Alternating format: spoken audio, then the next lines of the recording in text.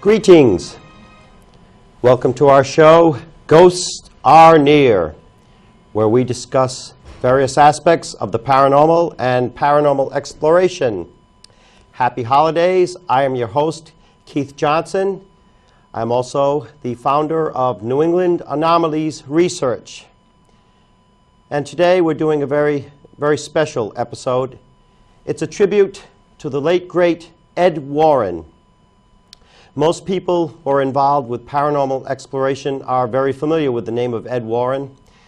He is considered the pioneer of paranormal exploration as we know it. And he and his wife, Lorraine, had a career investigating the paranormal for well over 55 years. And with me is my co-host and very special guest, Mr. John Zaffis. How you doing? Thanks for having me on. Well, it's good to have you on, John. You have to excuse my voice or lack thereof, but... well, that's both of us. Exactly. It is the cold, cough, and flu season. Yeah. I think we've got all three. Yeah, I think we do. Yeah.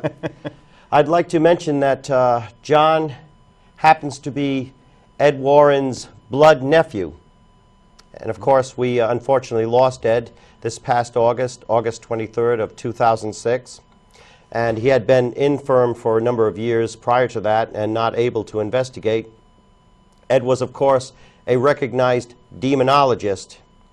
And we're going to be sharing some memories today about Ed, having both worked with him and known him for many years. So, John, I'm going to ask you, how did you first become involved in paranormal exploration? Because it was through your aunt and uncle. Well, basically, when I was about 15, 16 years old, had an experience and, had a sighting at the foot of the bed. It was transparent, and it just stood there and it was shaking its head back and forth. Well, typical kid, ran downstairs. I was telling my mom about it, and she goes, "Did it do anything or say anything?" I said, "Well, it shook its head back and forth." And she goes, "That was your grandfather." And I go, "Well, how do you know it was, your father?" And she goes, "Because he used to do that when he was upset or something was wrong."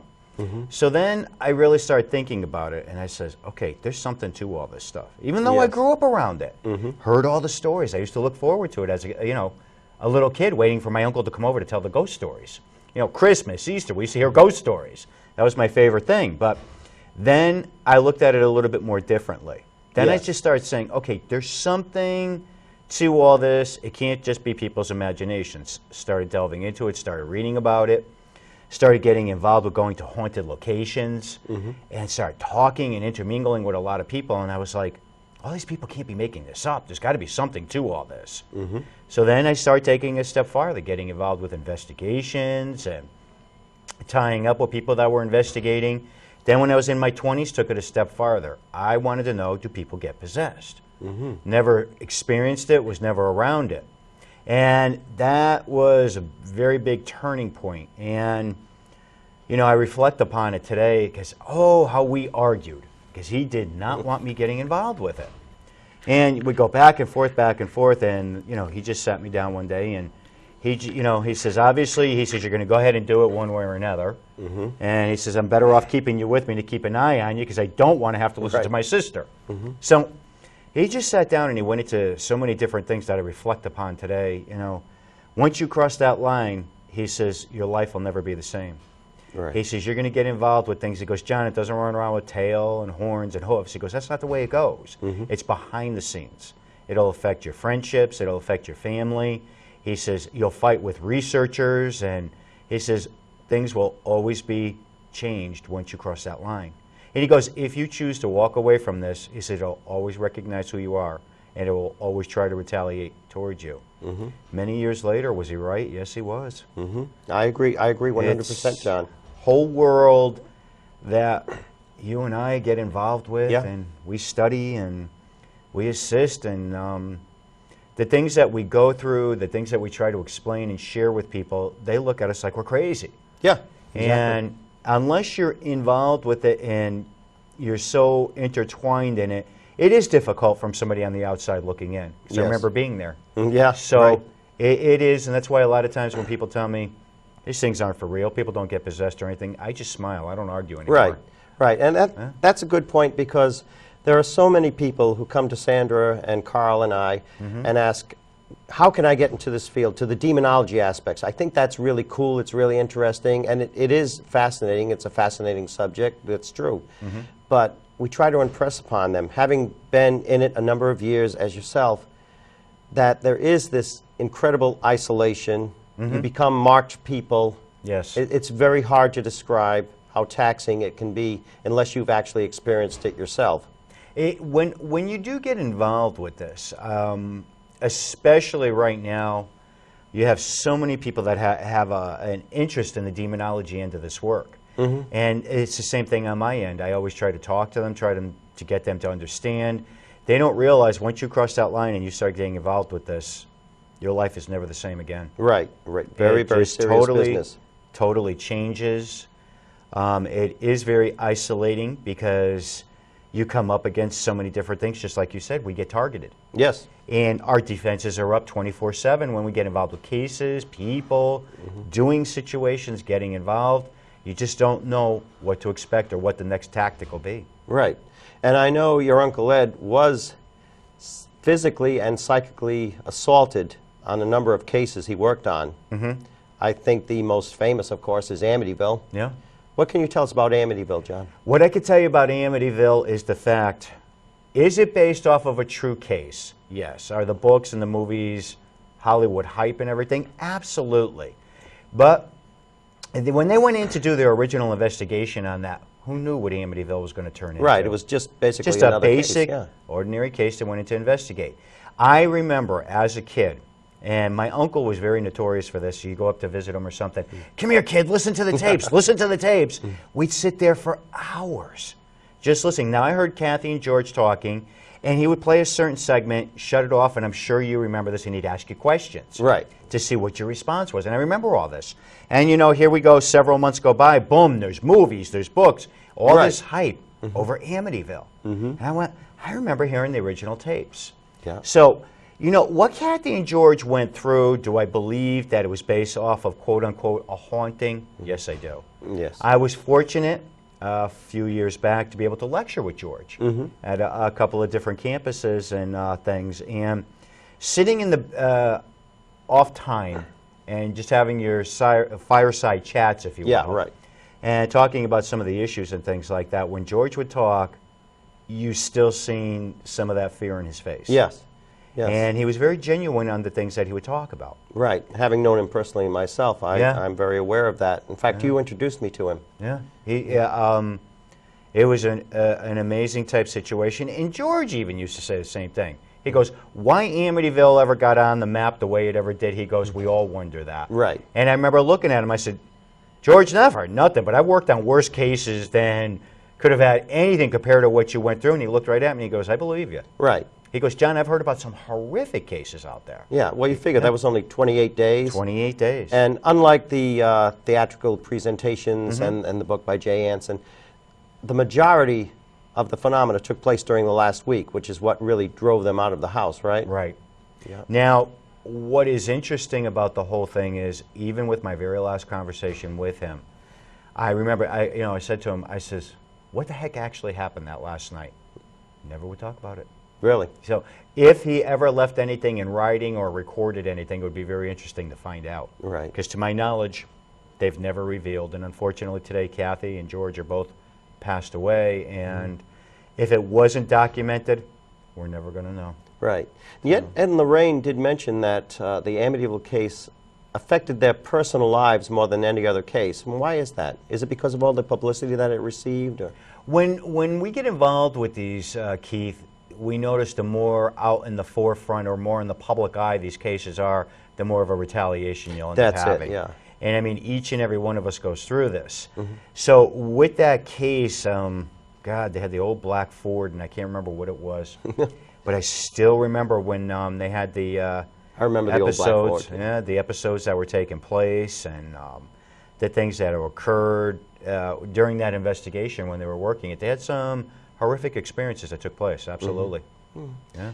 Could you tell me about some of the other cases you may have worked on with your Uncle Ed? Oh. Those you can talk about? Jeez, I mean, I know, there so many. Spending a day with Ed and Lorraine was like, you never knew what you were going to get involved with. Really? And, you know, People laugh at me and my organization today and say the same thing. You go with you never know what you're going to end up involved with, which is true, and I'm sure it's the same thing with you. And he would just call and say, ghost alert, and would hang up the phone. But that was my uncle. That's the way he horsed around, you know. And Lorraine did the same thing, too. And you would go up, you'd go up with your basic equipment, because that's all we had back then. Our little tape recorders and our little 35mm cameras. And yeah, I remember you those days did well. not know where you were going to end up or what you were going to get involved with. You could drive an hour or you could drive 3 or 4 hours, and you didn't know when you were going to be back in Connecticut. Right. We'd go through this, and it was always interesting. But with going on the investigations with Ed and Lorraine was one of the best, I feel, training that you could ever get, because you could never get it from a book. Right. You could never get it from any website out there, because it was all hands-on with learning experiences. And being involved with them, I was exposed to so many different things, but I didn't think about it back then. Right. You know, I was like, yeah, okay, fine. I remember you were, many years ago, your main interest was the Phelps Mansion. Yeah, when you were a teenager, that was the yes. local hot spot in Stratford, Connecticut. Yeah, it was only. Of course, it's not there anymore. But no, unfortunately, it was a stone throw away from me. The original mansion, and Ed and Lorraine had investigated it a few years prior. I was just a kid, and you know, over the years, it got turned into a nursing home and fell into despair. There was a major fire, and it sat abandoned for a while. Well, I still can remember this. Me and 2 of my buddies, we headed down there. I had to be 16, 17 years old. The front door was kicked in and everything. And we went in and we were walking around, and boy, we heard all kinds of noises up on the 2nd level. Really? I mean, nobody else was in there, to your knowledge? Not to our knowledge. Right. You know, could have been animals, people, combination, sure. But I still remember, you know, the experiences. And boy, the 3 of us ran like we never ran before. Really? We ran right out of there. And it, you know, it had stuck with me over the years. So, you know, it was an intriguing story. Yes. Very well documented. I mean, horrific type things, black hooded figures in front of the Bibles, and, you know, allegedly fruit and vegetables would just come out of midair. I mean, all these different things that When occurred. Reverend Phelps and his family resided there. Right. What I thought was eerie was the reported mannequins. They'd find dummies made out of just sheets when they'd come home from worship service, and some of them were in praying positions, Right. Yeah, even though they weren't absolutely. wired. And Yeah. I mean, it was some of the, you know, alleged horrific type things that could have ever possibly occurred. So, you know, it was just, that's one of those types of things that I've always had a keen interest in. Right. So it's, but unfortunately what happens, Keith, you know as well as I do, the more a case is talked about, the more it's in the public eye, the more these types of situations end up having all kinds of things affiliated with them. They say people make things up. Right. And, you know, and any case that's out there today that's very well known, you'll always hear some type of controversy that goes along with it. So I've learned to deal with that, and, you know, it's just something that, you know, if you were there and you were involved with it, you know the facts. Right. So those are the key things. I'd like to take a moment to mention your book, Shadows of the Dark, by John Zaffis, co-authored by Brian McIntyre, good friend of yours you've worked with many cases. Yeah. And there's many, many interesting cases in this book. I highly recommend it. And you have another book coming out too, right? Yes, The Struggle Within, and actually Brian's working on the manuscript at this point in time. I see. He's becoming a Roman Catholic priest, old traditional. God bless him. So in between, Brian has been working on the manuscript to get everything documented. And he was a very interesting character.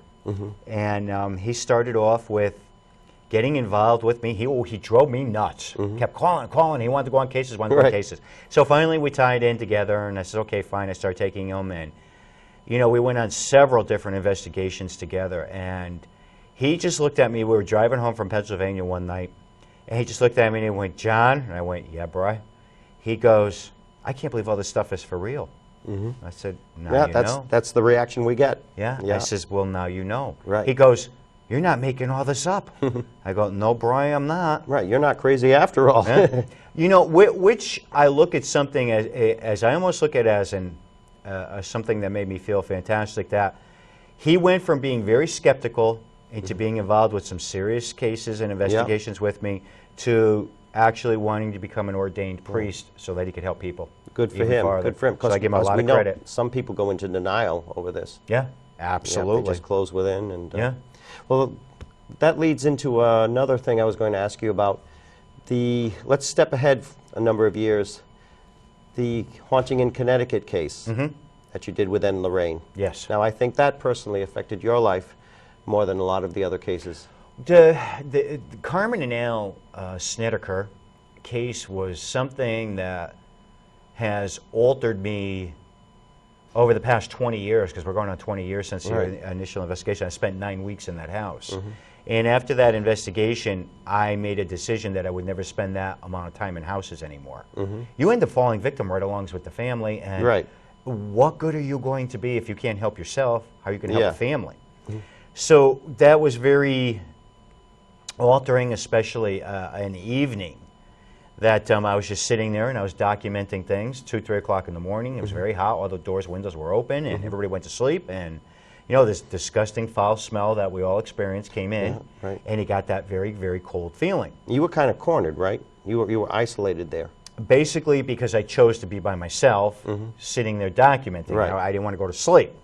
So got up from the table, walked into the hallway, looked up the staircase, and actually seen something transparent. It was forming, very murky-looking colors, but it had like thousands and thousands of wings that flapped behind it. And it descended down the staircase.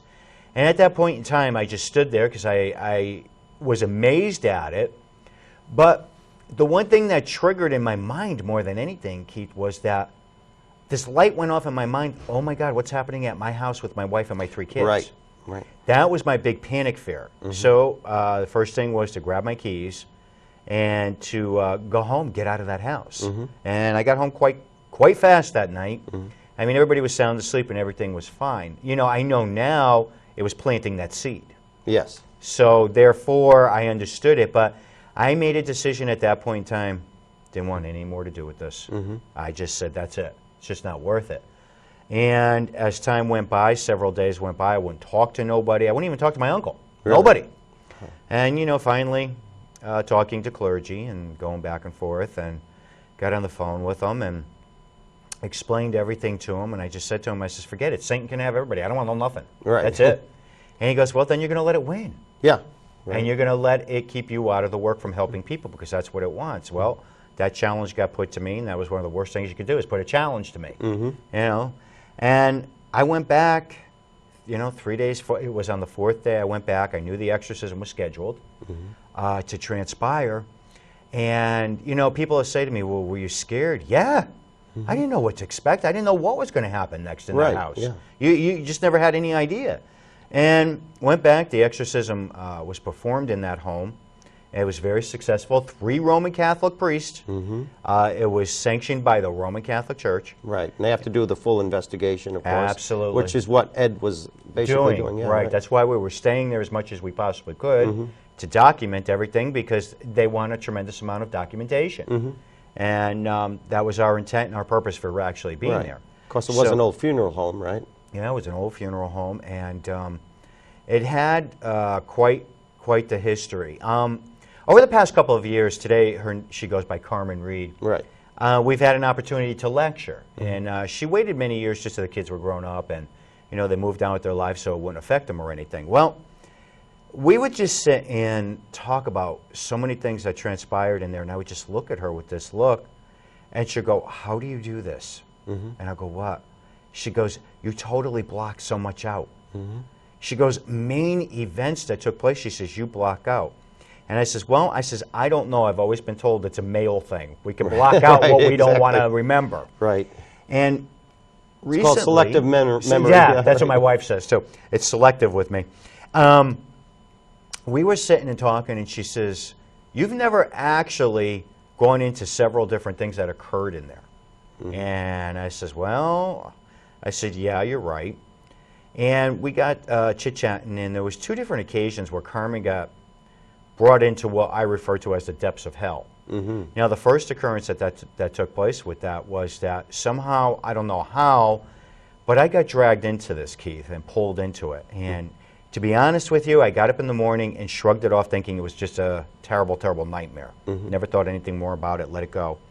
The second occurrence was more significant, and it really altered everything because I got brought into this place that it's like doom, gloom. It was like you could see these dark figures that were just roaming about, and it was like endless. And you would hear these, voices, and sometimes you would figure out some of the things they were saying, and you wouldn't. Well, this whole thing transpired. Got up in the morning, and Carmen and I went out to go sit on the front porch, and we were having our coffee and stuff, and Carmen said, I got brought into something last night that I could not even believe, and she started explaining the whole thing. And I was looking at her, and she goes, you were there with me. And I looked at her, and I went, yeah, you're right. Wow. I said, this was something that just, here again, altered me to a point where, how did I get brought into this? How did this all occur? Why did it occur? And afterwards, I remember talking to my uncle about it, and a lot of different clergy members and things, and they were saying they were showing you, John. They were showing you what it was all about. Right. And this wasn't something in your imagination. And it was, here again, I'm going almost 20 years, Keith, and I never talked about it, never brought it up. Just recently you've been... Recently, over the past couple of months, because Carmen had said to me, she goes, John, it's so significant. And she said, but yet you never like to talk about that. And I said, well, those are types of things that, you have to come to terms with. I says, me, it takes a few years before I come to terms with things. So it alters. These things alter us, and these cases do. Yes, having had that experience, if it were today, if a similar case came up, would you become that involved? I mean, to the point of spending weeks with the family at the house? No. No, I would not do it anymore. Right. Not that I would say that I don't care about families. It's not the point of that. But I find that when you're in that close of a range, you're going to experience twice as much. You become more vulnerable, right? You become more vulnerable, and it puts you in a very dangerous spot. I mean, 2 to 3 nights, do I still spend that on investigations? Yeah. But you have to have enough sense to walk away from these things. Right. And that's a very key thing, and you have to learn to distance yourself. Because if you don't, you end up having as many experiences as the families are going to end up going through. Right, exactly. Now, I personally worked with Ed in some cases too, going years back. And one of those situations took place in my own house, because my brother Carl and I did grow up in a haunted house. Now, it wasn't the Amityville horror, of course. We didn't have to leave after 28 days. But Ed and Lorraine were over one night, and we're having an investigation there. And Ed did find something lurking in the basement of a spiritual nature. And so I went and got the clergy involved, and it turned out to have a positive ending. Excellent. Right. Excellent. Now, another case was... Let me ask you, though, after that experience... Yes. And after you and your brother went through that and everything, did that actually bring you to the point where that made you want to get involved with the paranormal research? Oh, absolutely. Okay. Absolutely. Yeah. And we were already involved to a certain extent, but in fact, meeting Ed and Lorraine, which we first met them at a lecture at Rhode Island College, began to think, I'm not crazy after all. These people go all over the world doing this. And, and I always say, as far as the demonology aspect of the career, it finds you. I think the work finds you, in a sense. You don't find it. I have to agree more so now than ever before. Yeah. I mean, dealing with the amount of people in our work, we deal with all types of belief systems. Yes. Different practices. And it's something you have to learn to understand.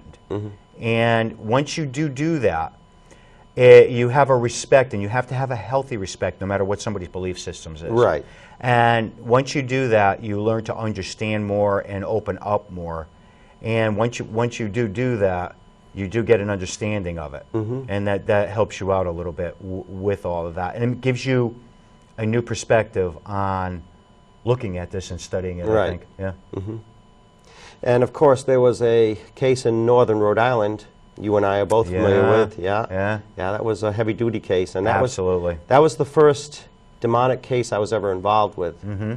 And talk about getting your feet wet. I myself was a teenager at the time. You were too. Yeah. Yeah, back then. Yeah. It's amazing. It seems that I think each and every one of us that ever worked with the Warrens, it always seems like that first investigation is monumental. Yes. With each and every one of us. Exactly.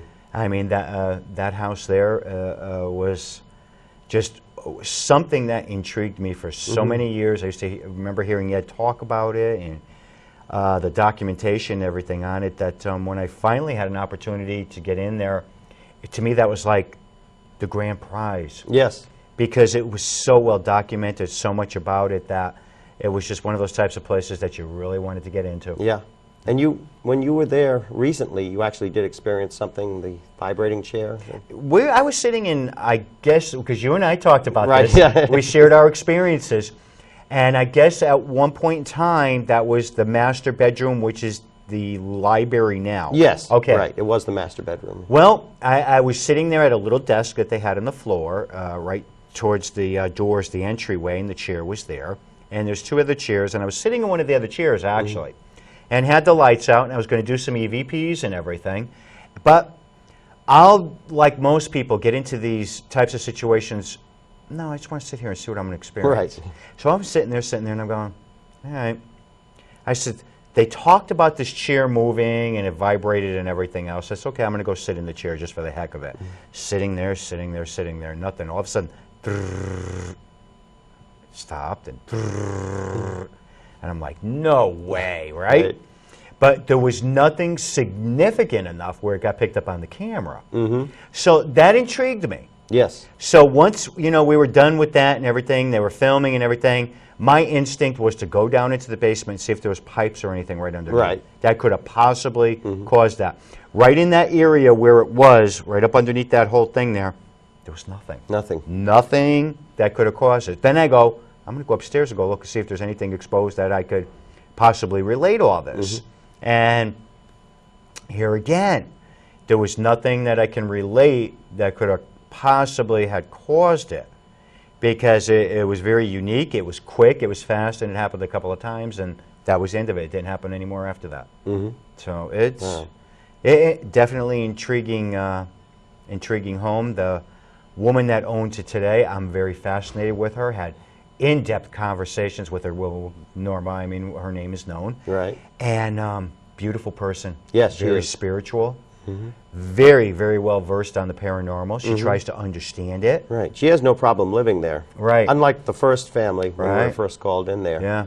Very much terrorized. I was victimized. extremely intrigued with just sitting and talking to her for Oh, yeah. the time I had. I hope someday down the road you and I could take a spin up there and just go have coffee with her and just sit you down can and count talk. on that. You Yeah, can count I on would that, enjoy John. that. She was a very, very fascinating person. Right. And I gave her a very good, healthy respect, because she, researched things. She checked into what was Oh, yes. legend, what was fact, what wasn't. And that was very fascinating. Yes. Very definitely. fascinating that she went that extra mile to check into things to see what was legit and what wasn't, and that was important. Now, let's go to Ed's, not the final days of his life, but before he became infirm to the point where he could no longer investigate. You've mentioned that he seemed to have kind of a premonition that his time was nearing. Or I was with him the morning that he had gone down. And my uncle wasn't a very melancholy type person.